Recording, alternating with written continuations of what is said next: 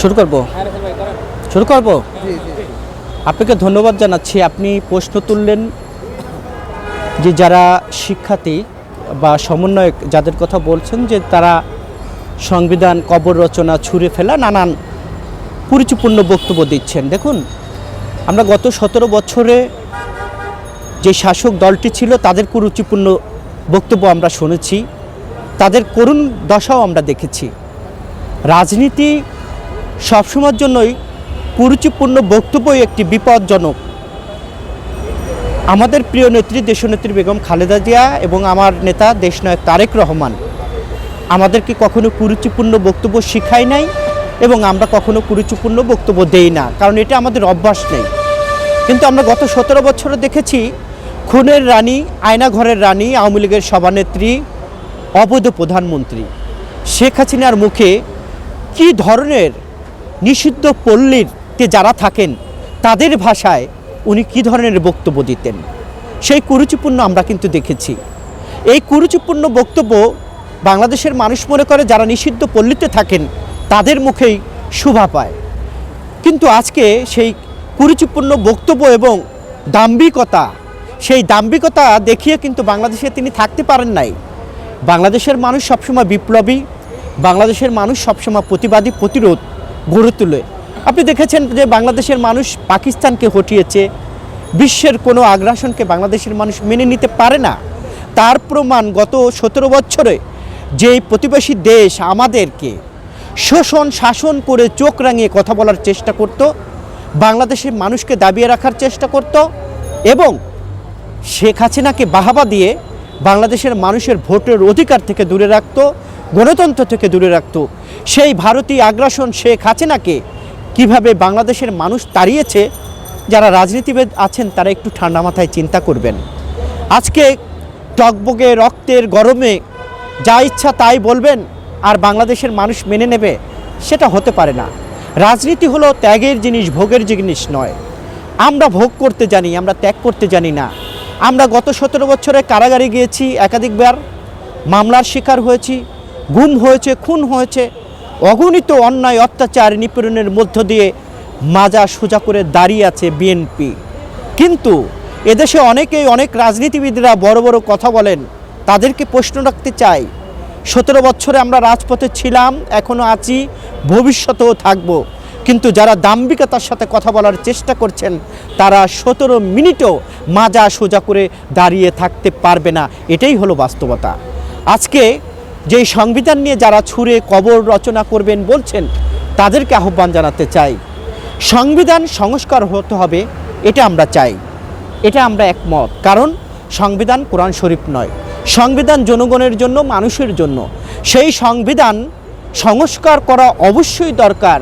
যে সংবিধানকে সংস্কার করে শেখ হাসিনা মনের মাধুরী দিয়ে আওয়ামী লীগের সংবিধান করেছিলেন, সেই আওয়ামী লীগের সংবিধান বাংলাদেশের মানুষ দেখতে চায় না বিদায় আজকে বাংলাদেশের জনগণ সিদ্ধান্ত নিয়েছে ছাত্র জনতার আন্দোলনের পরে এই সংবিধান সংস্কার হোক। তবে এমন কিছু করা যাবে না যেটা রাষ্ট্র এবং জনগণের জন্য ক্ষতি হয়। আজকে যারা তরুণ রাজনীতিবিদ বলে যারা দাবি করেন তাদেরকে আহ্বান জানাতে চাই, মাথা ঠান্ডা করে কথা বলুন, মাথা ঠান্ডা করে পথ চলুন, তাহলে হয়তোবা ভবিষ্যতে অনেক দূরে যেতে পারবেন। আর যদি মাথা গরম করেন শেখ হাসিনার মতো, তাহলে শেখ হাসিনার যে পরিণতি হয়েছে আপনাদেরও সেই পরিণতি হবে না, এটাও কিন্তু আপনাদেরকে মাথায় রাখতে হবে। আচ্ছা, দেখা যায় যে গত কয়েকদিন আগে বাংলাদেশ এখন গণতান্ত্রিক রাষ্ট্র। এই রাষ্ট্রে যে কোনো ব্যক্তি রাজনৈতিক দল করবেন তাদের জন্য আমরা শুভকামনা, অভিনন্দন। কিন্তু যারা বলার চেষ্টা করছেন যে এই আন্দোলনের মাস্টার মাইন্ড, এই আন্দোলন আমাদের ফসল, তাদেরকে প্রশ্ন রাখতে চাই, কতদিন কারাগারে ছিলেন, কতজন গুম হয়েছে, কতজন খুন হয়েছে, কতজনের পরিবার অত্যাচারিত হয়েছে। আমরা যারা বিএনপি করি, আমাদের 17 বছর আমি নিজেই অনেক নির্যাতনের শিকার হয়েছি, অনেক ঈদ গিয়েছে, মায়ের সঙ্গে ঈদ করতে পারিনি। আপনারা এই ধরনের পরিবেশ পরিস্থিতি মোকাবেলা করেছেন, করেন নাই। আমরা রাজপথে ছিলাম বিধায় আপনাদেরকে খুঁটি হয়ে সহযোগিতা করেছিলাম। এই আন্দোলন কোনো ব্যক্তি কোনো দলের আন্দোলন নয়, এই আন্দোলন বাংলাদেশের গণমানুষের আন্দোলন। এই আন্দোলন পাকিস্তানের বিরুদ্ধে সেদিন খেটে খাওয়া মানুষ, রিকশাওয়ালা মানুষ, ছিঁড়া জামা পরা মানুষ সকলে ঐক্যবদ্ধ হয়ে পাকিস্তানের বিরুদ্ধে যেমন যুদ্ধ করেছিল, 24-এর আন্দোলনও এই রিকশাওয়ালারও যেমন ভূমিকা, আমি রাজনৈতিক কর্মী আমারও তেমন ভূমিকা, বাদামালার যেমন ভূমিকা আমারও তেমন ভূমিকা, জুতা পালিশালার করার যেমন ভূমিকা আমারও তেমন ভূমিকা। কাজেই কোনো ব্যক্তি যদি বলার চেষ্টা করেন এটা আমাদের ফসল, আমরাই করেছি, সেটা জাতি কিভাবে জবাব দিতে হয় এদেশের মানুষ ভালো করে জানে। তারা রাজনৈতিক বক্তব্য দেবেন, কাকে বাহাবা দেবেন, কাকে কি করবেন সেটা তাদের ব্যাপার। এই বিষয় নিয়ে আমরা প্রশ্ন করতে চাই না। তবে আমরা বলতে চাই, আমরা অধিকার হারা মানুষগুলো পথ হারা ছিলাম, আমরা ভোট দিতে পারিনি, গণতন্ত্র রক্ষার জন্য দাঁড়ে দাঁড়ে গিয়েছিলাম মানুষের কাছে, গণতন্ত্র ভোটের অধিকার বাঁচানোর জন্য। কই সেদিন তো কোনো সুশীল সমাজকে আমাদের পক্ষে কথা বলতে দেখিনি। যেদিন রাজপথে আমাদেরকে গুলি করে হত্যা করা হয়েছিল সেদিন তো বড় বড় কথা বলতে দেখিনি। যেদিন এখানে দাঁড়িয়ে কথা বলছে আমার ভাই ইলিয়াস আলীকে গুম করা হয়েছে, চৌধুরী আলমকে গুম করা হয়েছে, তাদের লাশের সন্ধানও আজও পায়নি। গ্রামে পরিবার থাকে, আমরা ঢাকা থাকি, গণতন্ত্র ভোটের অধিকারের জন্য রাজপথ আন্দোলন সংগ্রাম লড়াই করি। রাতের অন্ধকারে আমাদের পরিবারকে যেইভাবে নির্যাতন নিপীড়ন করা হয়েছিল আওয়ামী পুলিশ দ্বারা, সেই ইতিহাস তো আমরা ভুলে যাইনি। কাজেই আমাদের ফসলকে যারা বলার চেষ্টা করবেন আমাদের একক ফসল, আমরা মনে করি তারা জাতীয় বেঈমান এবং নাফরমান। এদেশের সকল শ্রেণী পেশার মানুষের ভূমিকা আছে, আপনারা যারা সাংবাদিক আছেন আপনাদেরও ভূমিকা আছে। এই আন্দোলনের মাস্টার মাইন্ড দেশনায়ক তারেক রহমান। এই আন্দোলন বিএনপির নেতৃত্বে গড়ে তুলেছিল।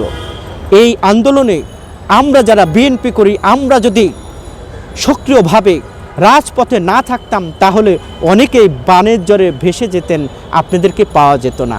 কাজেই কথা বলা যাই বলবেন, একটু মেপে ঝেপে বলা উচিত বলে বাংলাদেশের মানুষ মনে করে। আবারও বলছি, বাংলাদেশের মানুষ প্রতিবাদী, কিভাবে প্রতিরোধ করতে হয় এদেশের মানুষের জানা আছে। কাজেই কে কি বলল এটা নিয়ে আমাদের মাথা ব্যথা নাই। আমাদের মাথা ব্যথা বাংলাদেশের মানুষের ভোটের অধিকার ফিরিয়ে দেওয়ার মাথা ব্যথা। আমাদের মাথা ব্যথা বাংলাদেশের মানুষের গণতন্ত্র ফিরিয়ে দেওয়ার মাথা ব্যথা। আমাদের মাথা ব্যথা রাষ্ট্রের প্রতিটি স্তরে পচন ধরেছে, সেই পচনকে দূষণ করে একটি সুন্দর বাংলাদেশ গড়ার মাথা ব্যথা। এটাই আমাদের শপথ। আচ্ছা, আমরা জানি যে বক্তব্য যে প্রশ্নটি করলেন যে বর্তমান ছাত্র যারা আছেন তারা একটি রাজনৈতিক দল করে মাঠে নির্বাচনে টিকতে পারবেন কিনা। দেখুন, গ্রামের একটি ভাষা আছে, পাগলে কি না বলে একটি জন্তু কি না খায়। কাজেই আমি বারবারই বলার চেষ্টা করছি আমি এগুলো নিয়ে মাথা ব্যথা না, কারণ আমি আমার কথা বলছি গত 17 বছরে বুক পেতে রাজপথে বাংলাদেশের মানুষের অধিকার হারা মানুষের পাশে থেকে কাজ করার অভিজ্ঞতা থেকে বলছি। এদেশে আমরা দেখেছিলাম কিংস পার্টি, আমরা দেখেছিলাম আওয়ামী লীগ আমাদের দল ভেঙে নানান দল করার নানান নাটক দেখেছি। দেখুন, একটি জাতীয় নির্বাচন যখন আসে তখনই কিন্তু জাতীয় নাটক তৈরি হয়। কাজে এই জাতীয় নাটকে কে কতটুকু টিকবেন এটা তো তার ব্যাপার। বাংলাদেশের মানুষ ইতিমধ্যে আওয়ামী লীগকে ছুঁড়ে ফেলে দিয়েছে, ভারত পাঠিয়েছে। আওয়ামী লীগকে কামব্যাক করা সম্ভব না। বাংলাদেশের মানুষ পথহারা মানুষ সিদ্ধান্ত নিয়েছে বিএনপির সাথে থাকার। কাজে কে রাজনৈতিক দল করবে কে করবে না সেটা তাদের ব্যাপার। আমরা আমাদের জনগণের কিভাবে অধিকার ফিরিয়ে দেব, ভোটের অধিকার, ভাতের অধিকার, চাকরির অধিকার, সাংবাদিক অধিকার, এই অধিকার হারা মানুষদের নিয়ে আমরা আমাদের চিন্তা করছি। কে কি চিন্তা করবে তাদের ব্যাপার। এই বিষয় নিয়ে আমার কোনো মন্তব্য নেই। শাহজাহান ভাই, আপনাকে ধন্যবাদ জানাচ্ছি। সেটি হলো যে আপনি বলার চেষ্টা করছেন যে আওয়ামী লীগের দুঃশাসন এবং শেখ হাসিনার প্রতিচ্ছবি প্রতিটি ওয়ালে, প্রতিটি জায়গায়, সেটা রাতের আধারে আওয়ামী লীগের প্রেতাত্মা, ভারতের প্রেতাত্মারা মুছে ফেলার ষড়যন্ত্র এবং মুছে ফেলার চেষ্টা করছে। অন্তর্বর্তী সরকারে যারা আছেন তারা কি লেমন জুস খাচ্ছেন? তারা কি আঙুল চুচ্ছেন? যদি লেমন জুসের শর্ট পড়ে যায়, না পাওয়া যায়, তাহলে আমাদেরকে বলুক, আমরা তাদেরকে দেই, লেমন জুস খাক, ওখানে ঘুমিয়ে থাকুক। অন্তর্বর্তী সরকারে যারা আছেন তাদের ডাইনে এবং বামে আওয়ামী লীগের প্রেতাত্মারা ঘুরঘুর করছে। ডাইনে এবং বামে আওয়ামী লীগ ভারতের প্রেতাত্মাদের রেখে রাষ্ট্রীয় সংস্কার নির্বাচন করবেন, তা কোনোদিন সম্ভব হবে না। যারা রাষ্ট্রে পাহারার দায়িত্বে আছেন তারা গত 17 বছরের দুঃশাসনের প্রতিচ্ছবি ঠেকিয়ে রাখতে পারেন না, তারা রাষ্ট্র চালাবেন কি করে? বাংলাদেশের মানুষ প্রশ্ন করতে চায়। অন্তর্বর্তী সরকার যদি এই ধরনের পদক্ষেপ না নিতে পারে, বাংলাদেশের মানুষ দাবি করবে অন্তর্বর্তী সরকার রাষ্ট্রীয় ক্ষমতার থেকে চলে যাওয়ার জন্য, এবং জনগণ সিদ্ধান্ত নেবে ওখানে কে বসবে না বসবে। গত 5 মাসে আমাদের প্রত্যাশা ছিল রাজপথে কথা বলবো না, টকশোতে যাব না, রাস্তায় দাঁড়াবো না, আপনাদেরকে সাক্ষাৎকার দেব না। দুঃখের বিষয় আবার আমাদেরকে রাজপথে নামতে হচ্ছে, কথা বলতে হচ্ছে অন্তর্বর্তী সরকারের ব্যর্থতার কারণে। গত 5 মাসে আপনারা আওয়ামী লীগের প্রেতাত্মাদের আইনের আওতায় এনে বিচারের কাজ সম্পূর্ণ করতে পারলেন না, জাতি হতাশ হয়েছে। যদি না পারেন তাহলে ক্ষমতা ছেড়ে দেন, এদেশের জনগণ সিদ্ধান্ত নেবে কাকে কিভাবে বিচারের কাঠগড়ায় দাঁড় করে এই যে 0 পয়েন্টে ফাঁসির মঞ্চে ঝোলানো। ধন্যবাদ। আচ্ছা, আরেকটা প্রশ্ন। আরে ভাই এত দেননি। অন্তর্বর্তী সরকারে যারা আছেন তাদের কাছে বাংলাদেশের মানুষ জানতে চায় আপনারা কোথায় কোন উন্নয়ন করছেন। আপনারা এদেশের মানুষ যারা আহত হয়েছে, নিহত হয়েছে, তাদের পরিবার পরিজনকে এখনও আপনারা স্বয়ংসম্পন্নভাবে পাশে যেতে পারলেন না, সহযোগিতা করতে পারলেন না। অন্তর্বর্তী সরকারের কিছু উপদেষ্টারা দেখছি হেলিকপ্টার নিয়ে তারা বিভিন্ন জায়গায় সফর করছেন। বাংলাদেশের মানুষ প্রশ্ন করতে চায় কার টাকায় সফর করছেন। রাজনীতি ত্যাগের জিনিস, ভোগের জিনিস নয়, মাথায় রাখতে হবে। মৌলানা ভাসানী যেভাবে রাজনীতি করেছেন, শহীদ প্রেসিডেন্ট জিয়াউর রহমান যেভাবে রাজনীতি করেছেন, সেই রাজনীতির দর্শন নিয়ে আমরা মাঠে আছি, মাঠে থাকব। অন্তর্বর্তী সরকারে কিছু কিছু উপদেষ্টারা ভোগ বিলাসে ব্যস্ত, তারা ভোগের রাজনীতি করে, তারা ত্যাগের রাজনীতি করে না। জনগণকে সাথে তারা প্রতারণায় লিপ্ত হয়েছে। তাদেরকে বলবো, জনগণের সাথে প্রতারণা যদি করেন তাহলে জনগণ আপনাদেরকে ক্ষমা করবে না।